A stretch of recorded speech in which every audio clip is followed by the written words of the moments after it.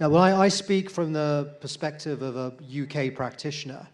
And in the UK, for a claimant alleging breach of contract, the primary remedy is damages. Damages is available as a matter of right, and the principle is that the damages should put the claimant in the position he would have been in but for the breach. There is a jurisdiction to go to the court and ask for specific performance, but that is a discretionary remedy, and the court will not grant specific performance of a contract if damages would have been an adequate remedy.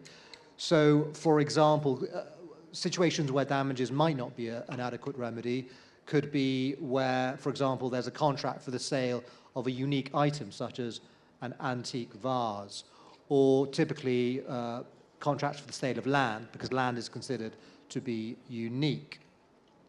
But again, just thinking about the UK perspective, this then translates into the mindset of litigators, because whenever you're instructed to plead a case, you rarely think of specific performance. You go straight for damages, and you plead out damages with a view that there's going to be a exchange of pleadings, witness statements, a trial in 1-2 years' time, and then perhaps further proceedings to enforce the damages claim.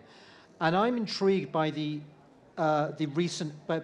India amendments to flip this round and make specific performance a primary remedy available as of right, because the title of this conference is Reimagining India's Legal Foundations.